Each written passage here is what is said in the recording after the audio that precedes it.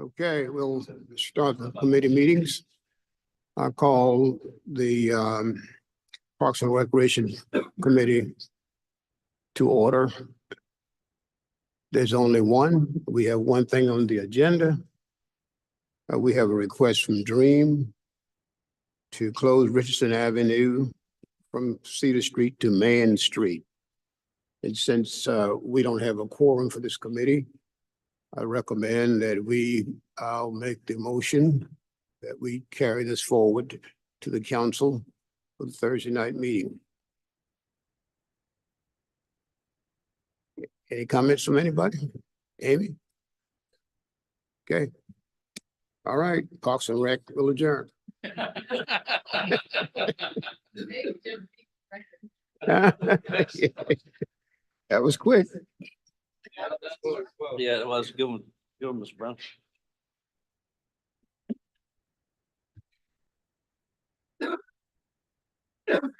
More paper.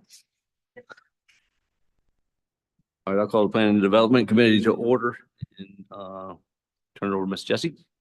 Good evening. First item on our agenda is request to rezone TMS number 14507050555, located at 122 Pebbles Lane, totaling approximately 4.67 acres and owned by Pebbles Brunson from GR5 General Residential, 5 units per acre, to AC Agricultural Conservation. This is in Council District 3. Planning Commission held a public hearing and made a recommendation for approval at their meeting on August 19th. Motion. I'll make a motion that we approve. All right, motion send to full council recommendation for approval. I'll second.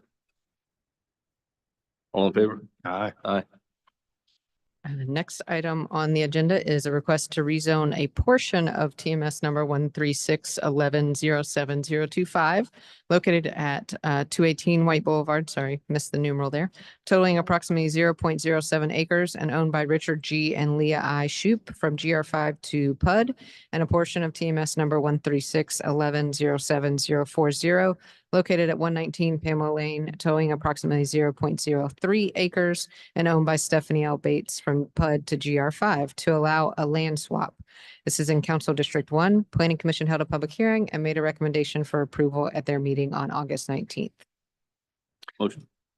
I'll make a motion that we send to full council recommendation for approval. Second. All in favor? Aye. Aye. Next item is consideration of a site plan for Oak Brook Middle School addition. They are zone PL, so everything is basically at the approval of council, which is why it's coming to y'all. Staff has no issues with the proposed site plan. Motion. I'll make a motion we send to council for recommend approval. A second. All in favor? Aye. Aye. Right. And proposed amendments to the Somerville Unified Development Ordinance, Chapter 13. Planning Commission held a public hearing and made a recommendation for approval at their meeting on August 19th. The first amendment is amendment to Section 3.1, subsection O, to delete the town's indemnification clause. Basically, we're taking it out because we don't have the ability to indemnify anybody. Correct. Okay. Great. I'll make a motion that we send to full council. Recommend approve. Second. All in favor? Aye. Aye. And then the second one is just Chapter 13, Sections 4.1 and 7.2 G, as to correct an error that the appeal of a denial of a building permit shall be taken to the Master of Equity and provide that an appeal should be taken to Circuit Court. Again, you can't take it directly to a Master in Equity. It has to go to Circuit Court first. Okay. So Motion. Yeah, I don't know what else we can do with that other than send it full council. So I'll second that, send it to full council with recommendation for approval. All in favor? Aye. that is all I have this evening. Thank you, Jesse. Motion to adjourn. I'll make a motion we adjourn. I'll second. All in favor, say aye. Aye. We adjourn. Try.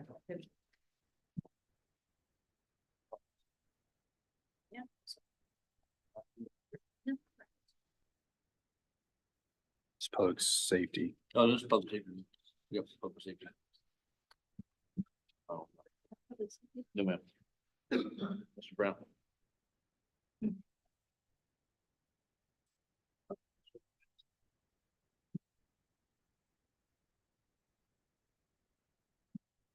Chief, good evening. How's our?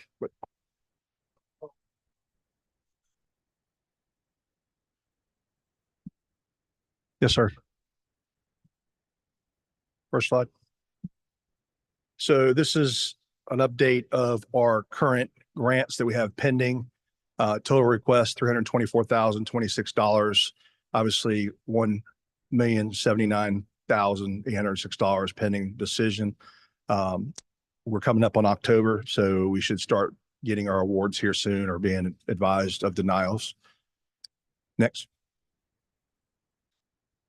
Our crisis intervention team was funded by ARPA 3 years ago. It's by far what I feel to be the most advantageous money that this council has voted to spend since I have worked here. That will come to end at the end of the month on the 30th, and we have decided to absorb those 2 officer positions through attrition. Obviously, we see the value in this program. This is the team that responds with the mental health clinician that's embedded with them. And that clinician has been assigned to us for 3 years. The Department of Mental Health is in the midst of deciding whether or not they can get grant funding to fund them to have another clinician assigned to us or keep this person remain with us. So we're hoping that's going to happen. But we're going to, through attrition, absorb these 2 officers and continue this program. We've solved all the homicides, I say all because we've had quite a few this year, but we've so far been able to solve all those. Our street intelligence team received national recognition in California 2 months ago or 2 weeks ago, last month. We had the top criminal interdiction officer street level in the country who works for us, and that's Corporal Trump.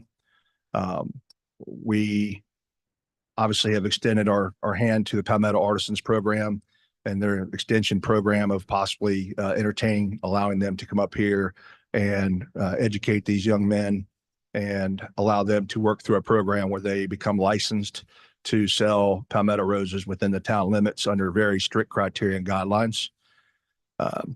We have been working to hire a new drug recognition expert. This is a very difficult program that usually takes 2 to 3 years to obtain the certification. It's a professional certification. And at one time we had 3 of these people. They're very rare. We had the most in the low country, and we've had 2 leave for the private sector and 1 to another agency. So we were able to hire a newly minted DRE from another agency here in the low country, and they're being onboarded. Captain Chris Hurst graduated from the FBI National Academy, which is obviously a very tremendous recognition of the town of Somerville. Next. Our motorcycle unit has continued to receive national recognition for placing and winning several police rodeos around the country.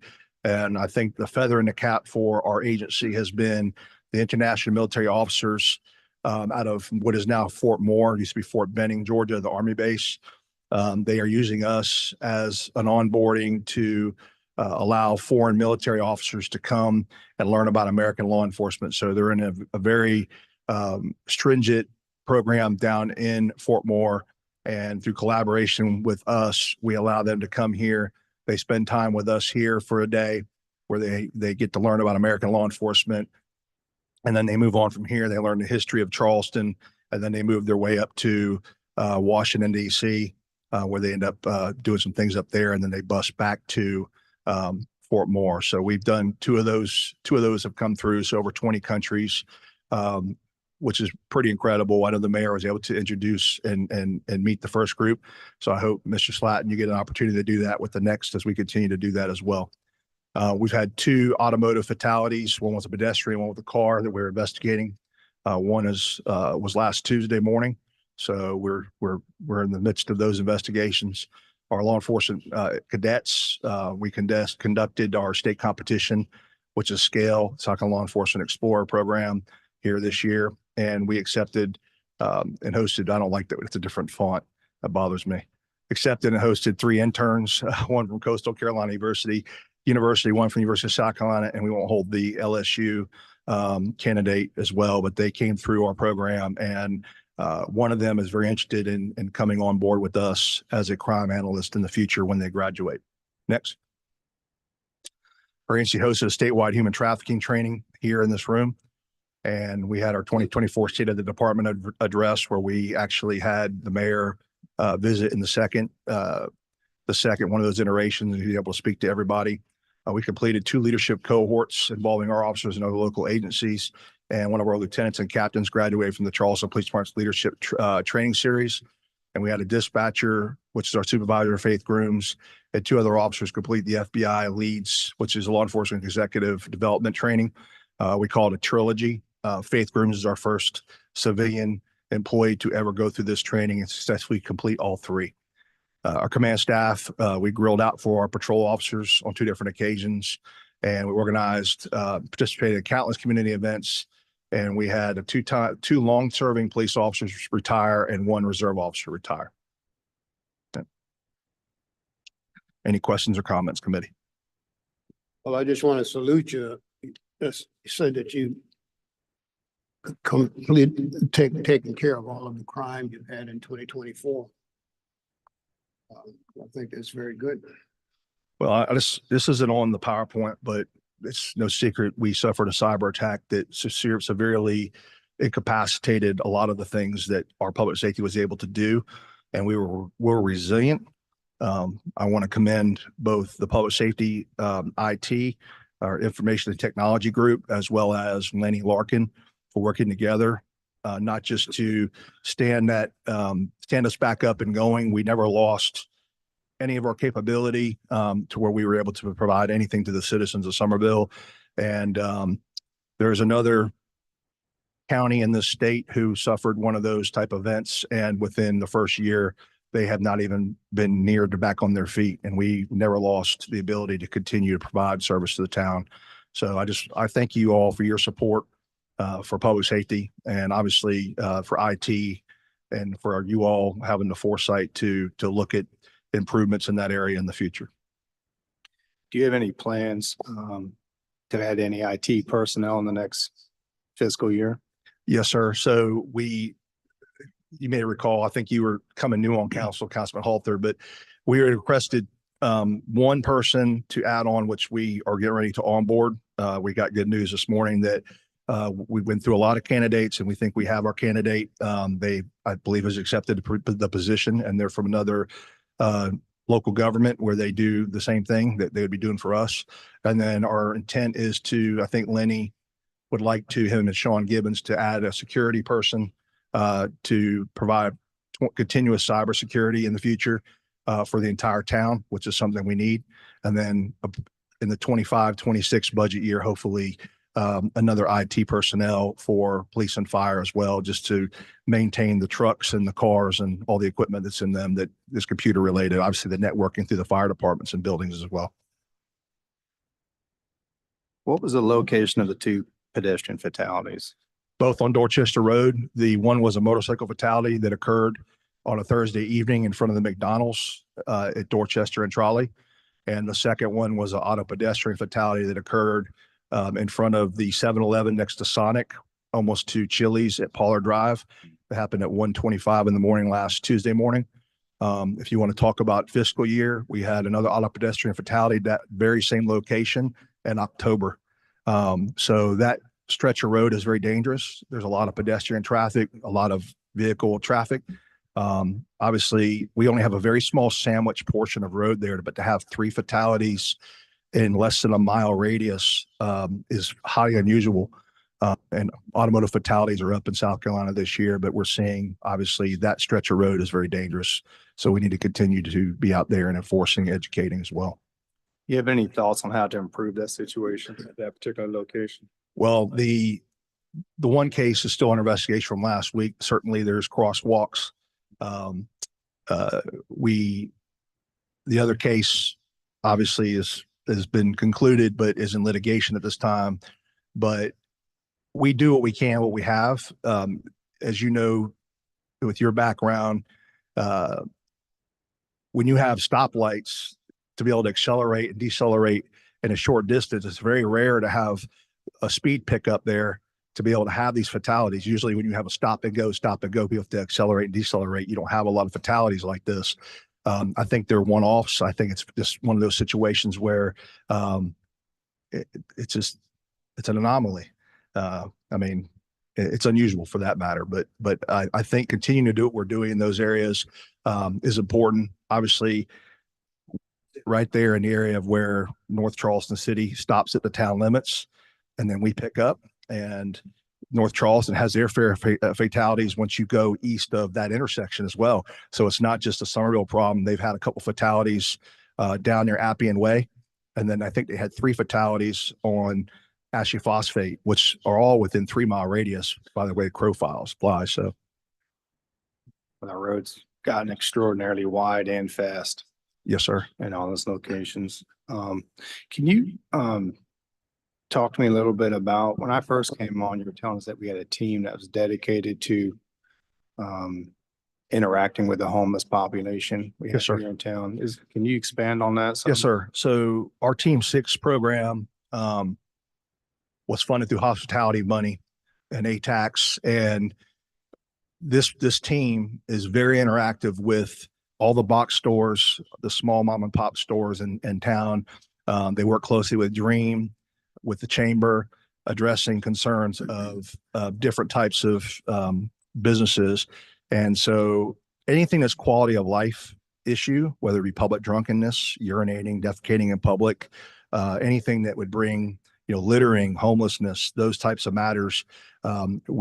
This team particularly takes extraordinary steps to try to curb that.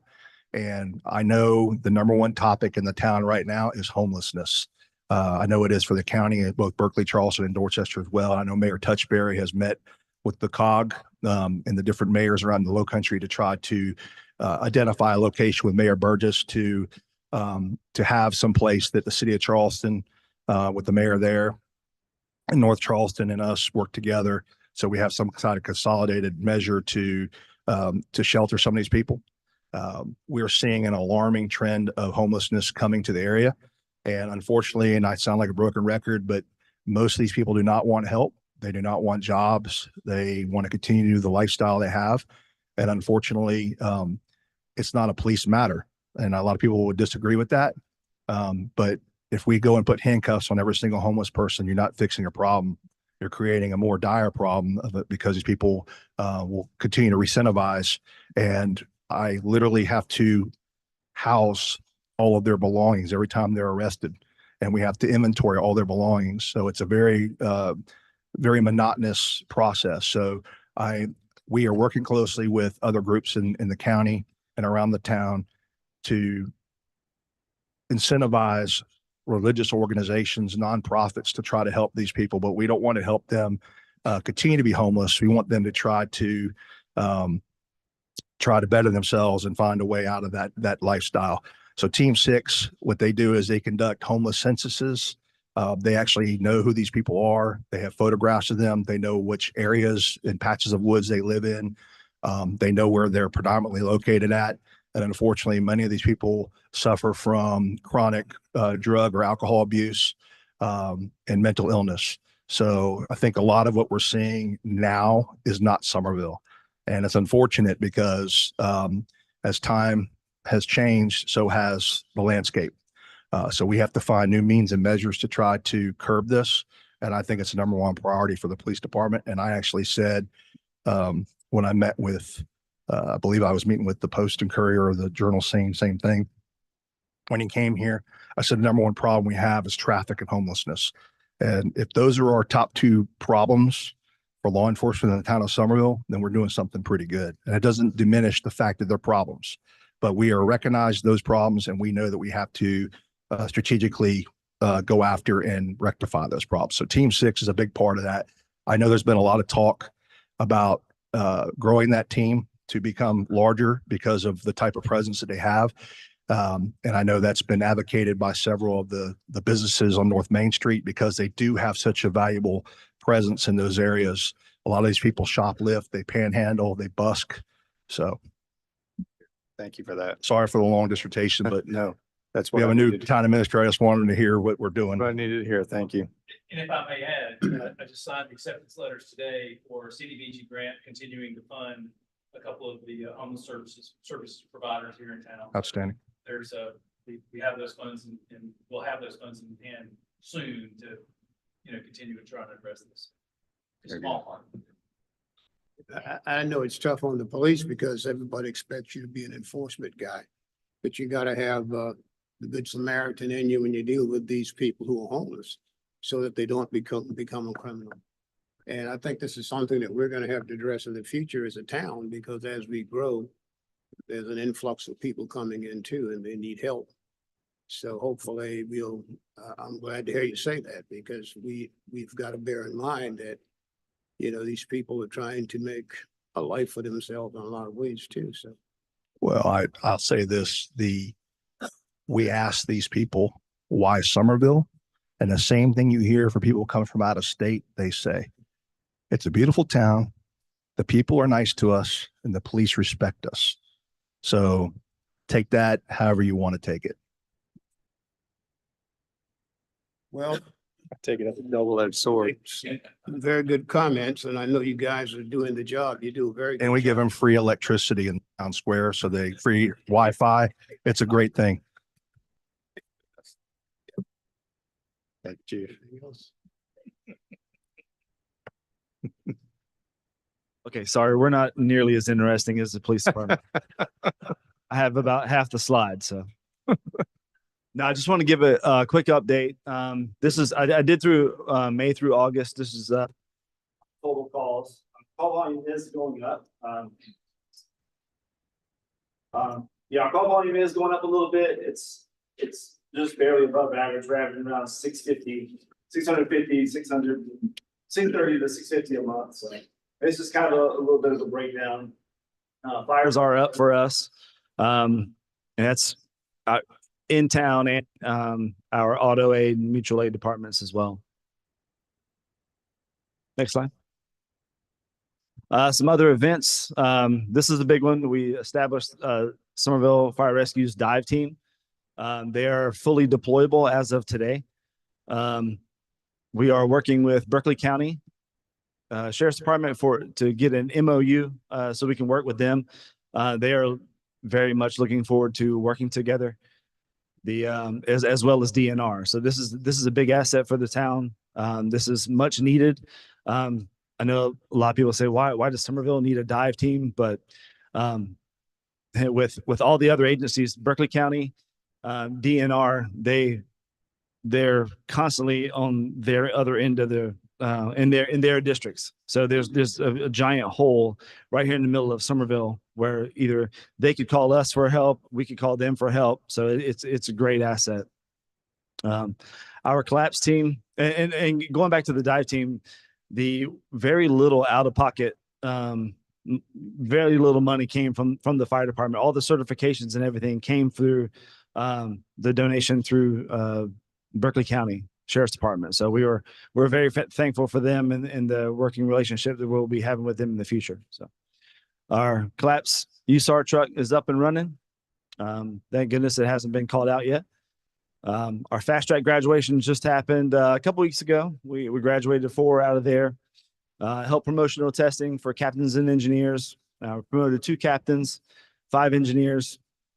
Our new reporting software, we started that back in May. And then of course we had the cyber attack. So that was fun for a little bit.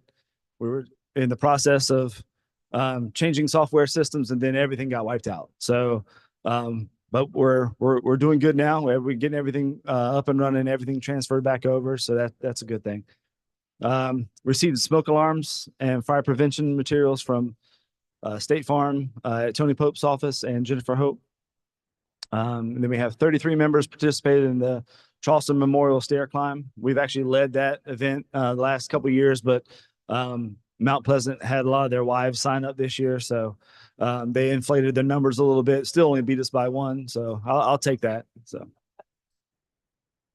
some of our upcoming events, our new recruits start this coming Monday. We have 15 recruits starting out.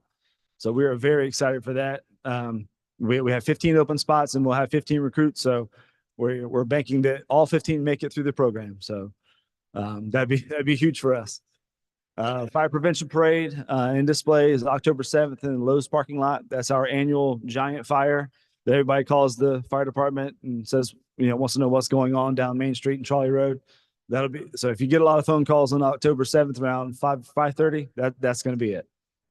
In our Citizens Fire Academy, that starts October 22nd, goes through December 4th. We did have a few more that have signed up for that. So we're looking forward to putting that on as we do every year. So that's a good time. And then I want to, with fire prevention coming up, wanted to kind of give you a little taste of some of the other community risk reduction programs we have out there. This is just a small sample of what we do. All these programs are free. We go out and do them. We schedule events all the time. Smoke alarm installations and inspections, the child seat safety program, Citizens Fire Academy. We get an awful lot of ride-alongs through the fire department. And actually I would say, ballpark figure, we've probably hired 5 of the ride-alongs that we've had. They've come in, they've ridden along with us, and then we ended up hiring and offering them a job. They're like, wow, this is pretty cool. So, Stop the Bleed. We also do fall prevention and fire prevention, of course. Bicycle safety and pedestrian safety. We do hands-only CPR classes for the public, and then Splash Into Safety. This is the big one we started this year with the YMCA. Last year we had 4 drownings within the town of Somerville. We obviously that's a problem. If you lose one child to a drowning in a year, that's a big deal. So we partnered with the YMCA with that, and we started going around with them and teaching basically water safety to kids. So and that little girl right there to the left, that's actually my daughter. She's actually doing CPR right there. So even she does CPR. So, but as far as programs, that's it. If you guys have any questions. I know that we've made some good progress on upping the starting salary in the fire department. Among the people who've been here quite a while, the engineers and the captains, how does our salaries rank with the other local municipalities? So we with the money that we received the past 2 years, we've been able to establish a very nice pay plan.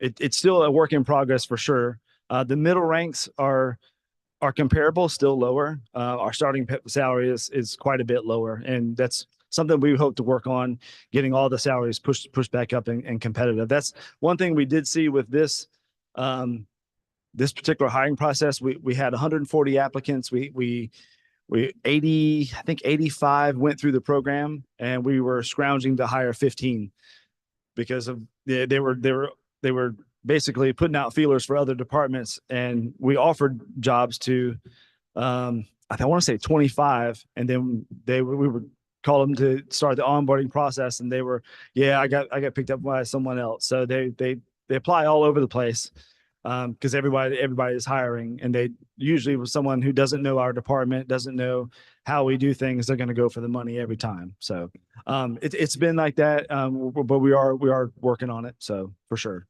So we definitely know it's an issue, just something we're constantly having to work on for sure. Yes, sir. Thank you. Yes, sir. I tell you, for those of you here who have not been to the Lowe's parade, you've been neglected. Come out there. Great hot dogs and burgers, and the kids have a party. It's just a good time. And it also puts the emphasis on what you don't see the fire department doing. I mean, they're making contact with people. People are just having a good time, and they have more respect for the fire department. And so, and the same thing is true with the police department. You've got to make people believe in you. You've got to treat them in such a way that they believe in you and they believe they can trust you. That's very important. And it applies to anybody in public safety. I want to thank these guys. It's been a while since we've heard from them. So let's give them a round of applause. Thank you very much. Appreciate it. Thank you. Thank you. I just yes, want to sir. say, so my husband signed up for that fire academy. Oh, so very nice. You better treat him well. Oh, we will. We will treat him very well. Yes, ma'am. Give him for some sure. give him some hard work to do. Okay. Yes, ma'am. Okay, if there's nothing else, I'll make a motion. We adjourn. I'll second that. all in favor? Aye. Aye.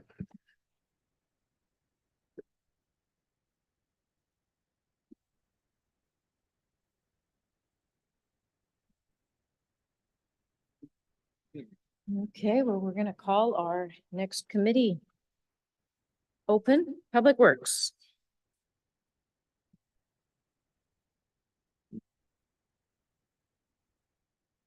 Right. With it being hurricane season, every time a storm is expected or comes near, it's like I have a mild heart attack. Especially with that microburst that we saw in July and then with Debbie that came. The town does not have a location, a temporary debris site location for debris. You know, the trees come down, we have a transfer yard, but there is still, you know, it's still filled with some stuff from July storm. So we have looked at all different various locations. Most of them have been leasing from an adjacent property owner, somebody nearby or you know, in the vicinity. But we have found that in this map, in town limits, there are 2 parcels. It's surrounded by Lincolnville to the north and, you know, east. But I have highlighted where our public works facility currently is. And this, you know, it's contiguous with that. We already own it there. It's about 8 acres total. The properties are about 4 acres each. In the legal description from Charleston County, it says that this property is a borrow pit and dump site. So I guess in years past, we have used it for dumping some, you know, debris, and it would be vegetation debris. We met with the arborist, took a look on it or out there at the trees. He feels it would be a good candidate for logging. So, you know, we're reaching out to some logging companies to see if 8 acres is worth their, you know, worth their while to come and, you know, if we could get it logged and get some money that way. But, you know, and then move forward from there. But I just feel that we need, as y'all's and council's permission or blessing to move forward with this as a debris site. Bonnie, this is a spot where you talked about putting a training site on years ago for the fire and police. Is that the same? Okay. Is that the same lot? This is, I mean. I have no okay. idea. I think we abandoned that idea just because Okay. one, cost, and second, it wasn't the best location is what was Okay. determined. I'm getting a head nod from Chief Wright, so we must be on the right track. And do we own that lot that's right next to that? The one that ends in 01? 01. No, that is a single family residence Oh, that's in there. so like where's the street?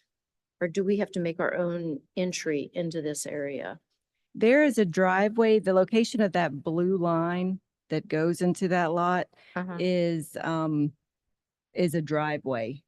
So we can get access. There's the unopened right of ways where there's no road in it that Mm-hmm. where the parcels are gridded out. But you know, we could access it from West Smith Street or through the back. Hmm. And we can get through this from our site. Is that correct? We can get through this. I from our am site? not sure. I know. No. You don't think so? Okay. It Yeah, may- I we think it's still wet. need to get, you know, a boundary survey Right. of the property before, you know, loggers could come out just to make Right. sure we have the limits. Right. Well, being that we own it, and if we're not going forward with any other plan for it, I think that we should go ahead and, you know, get a survey or something. Let's get more information. Yeah, more Yeah, and information. I think it's definitely something we've needed forever. You know, we've talked about it several years over several times over the years of Mhm. from CPW's land to what some of our inventory, and Mhm. the spot is I mean, I didn't know, I wasn't familiar what site we were talking about when it's all on the agenda, so I'm spot's not terrible. Right. Just because, and that's, you said it's 8 acres total, about 8 acres Yes. total between the yes. two. Each of those parcels is 4 acres. And you say we do own 1 and 2, We do. the whole red square we own now?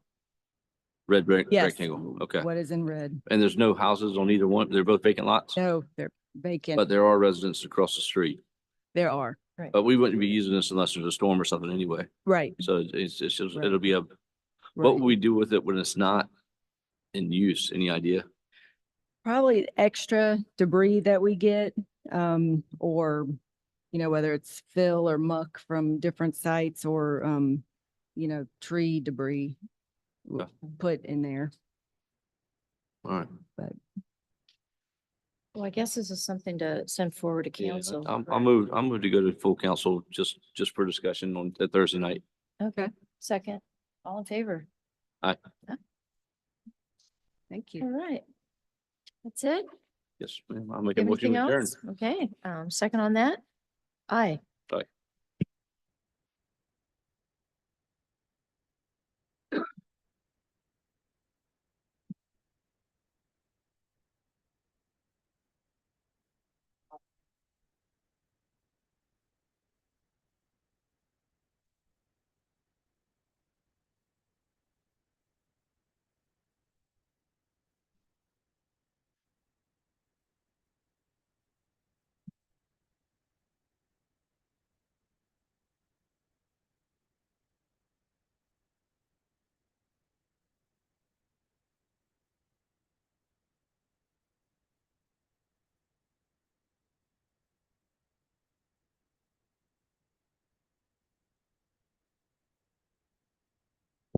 Okay, I will call the Finance Committee meeting to order and turn it over to you, Miss Rhonda. Thank you. Good evening, Mr. Mayor, members of council. You have before you the August financial report. We have completed a little over 16% of the year. This, again, we're in our period of time where our expenses generally, We got no screen. Wait, oh, wait. sorry. No signal. No signal.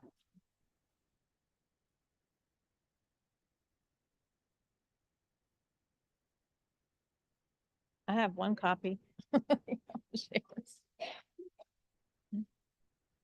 No, sir. No, ma'am. It's August. Yeah. That's right.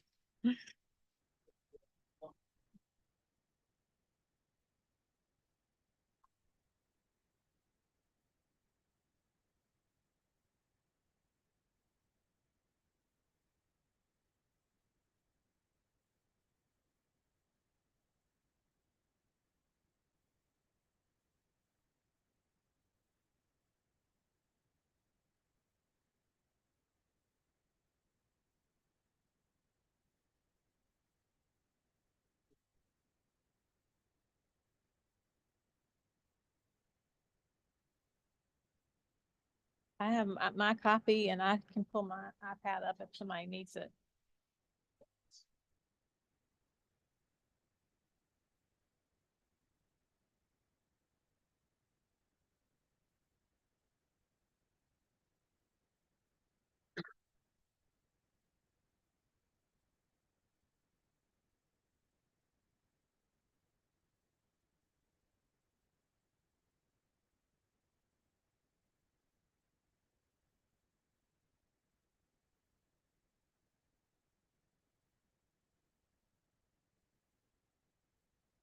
Everybody good? Yeah. Okay, go ahead. We're good.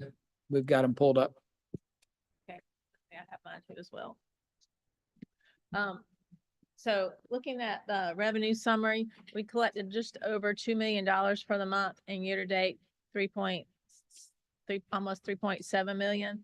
Our expense summary for the month, we spent almost 3 million, 3,000,001, and year to date, 7.3 million. As is normal for August, we're in a deficit position of just over $1 million for the month and year-to-date 3.6 million. Our transfers in are from hospitality. We budgeted 3.7 million this year, so our monthly transfer in is 308,000, and of course, year-to-date is 616. So net for the month, $753,000 deficit, and year-to-date a little over almost 3.1 million. Any questions on that summary? I do want to point out the non-departmental, the 250,000, that is the check to the homeless, the nonprofit Dorchester County Outreach, Community Outreach. And I did speak with somebody there today and encourage them to at some point in the next year call us, get back on the council agenda, and keep y'all informed of how things are going. So she was very pleased and has a meeting with the county to move forward with that. The revenue, property taxes, we collected a little 189,000, year-to-date 590,000. Licenses and permits, 625,000 for the month, and year-to-date almost $1.2 million. So we've made some good progress in several of those areas. Municipal court, 29,000 for the month, with a year-to-date of right under 56,000. State revenues, local option sales tax and aid to subdivisions being the largest amount, total 687,000, and year-to-date $1,026,000. The next category is Parks and Recreation revenue. We collected about 17,000 in Parks and Rec income, year-to-date almost 97,000. And miscellaneous revenues, right at 509,000, and year-to-date 709. And again, our transfer in was the hospitality tax of the 308. So total revenue 2.3, year-to-date almost 4.3 for the month. Everybody following? Any questions?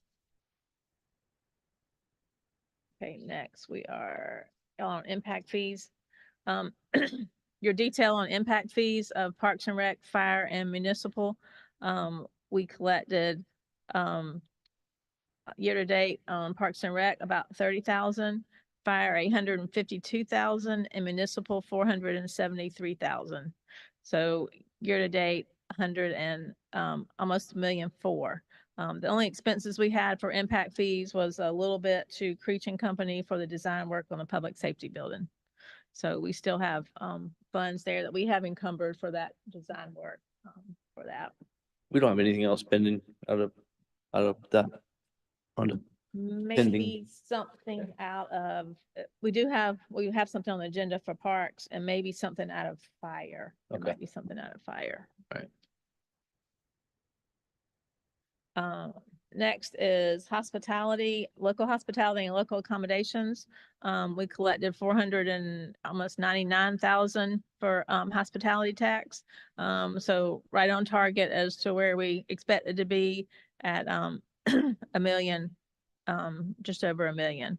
And of course, we still have the tourism grants, and I think it was another grant that we got in, our sponsorship in hospitality for the year to bring that revenue to $1,075,000 for the year. And our expenses, which does include those transfers, 387,000 for the month, total year-to-date 781. So we are in the black in the hospitality fund for the month, 112,000, and year-to-date 294. Local accommodations, we collected 38,000 for the month, year-to-date right at about 80. So we've had no expenditures out of local accommodations yet this year. Okay.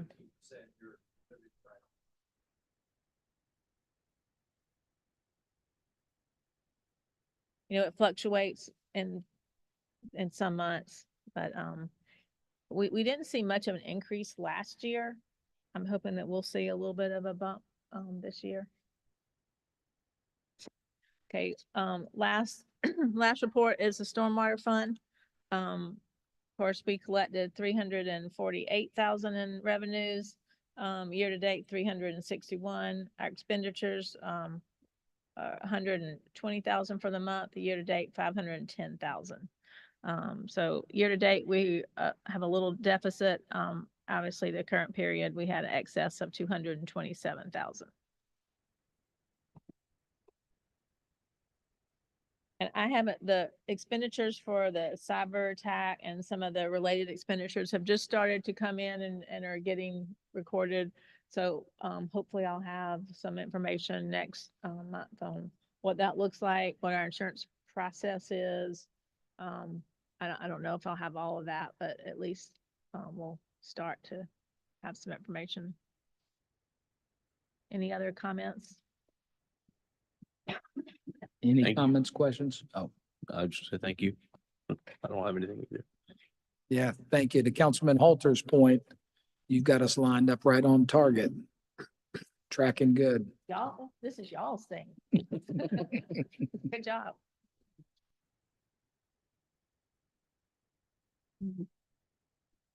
Next, we have authorization to issue a purchase order to Norfolk Southern in the amount of $117,167.49 for work performed on the Maple Street extension, payment to come from Roads Fund. Move for approval of the author of the PO. Second. All right, we have a motion and a second. Any questions, discussion? Hearing none, all those in favor say aye. Aye. Any opposed? The ayes have it. Authorization to issue a purchase order to National Equipment Dealers LLC in the amount of $203,725.64 for a new Hyundai Trackhoe excavator for the Streets Department that includes a 36-inch bucket with hydraulic thumb and 60-inch rake attachment, payment to come from sanitation fund balance. Make a motion to approve the purchase. Second. All right, motion and a second to approve. Any discussion? Hearing none, all those in favor say aye. Aye. Any opposed? The ayes have it. Authorization to issue a purchase order to LifeScan Wellness Center in the amount of $74,414 for the required annual OSHA physical clearance for the fire department. Funds to come from the fire department operating budget. Make a motion to approve. Second. We have a motion and a second to approve. Any discussion? Hearing none, all those in favor say aye. Aye. Any opposed? The ayes have it. Authorization for the fire department to reappropriate the $50,000 that was originally approved for the Station 2 kitchen refurbish project to replace the emergency generator transfer switches on Station 2 and Station 3 and for the repair of the 3-car garage at the training facility, and the funds were ARPA funds. Make a motion that we approve this, Mr. Mayor. Second. Motion and a second to approve. Any discussion? Hearing none, all those in favor say aye. Aye. Any opposed? The ayes have it. A request from the police department for long-serving Somerville Police Lieutenant Sean Tumbleston to be presented his service weapon, a Glock 9mm duty weapon, serial number BMVL 491. I'll make that motion. Second. Motion and a second to approve. Any discussion? Hearing none, all those in favor say aye. Aye. Any opposed? The ayes have it. Authorization to surplus the following police department vehicles. Unit 232, a 2012 Dodge Charger with 98,700 miles. Unit 257, a 2014 Dodge Charger with 117,000 miles.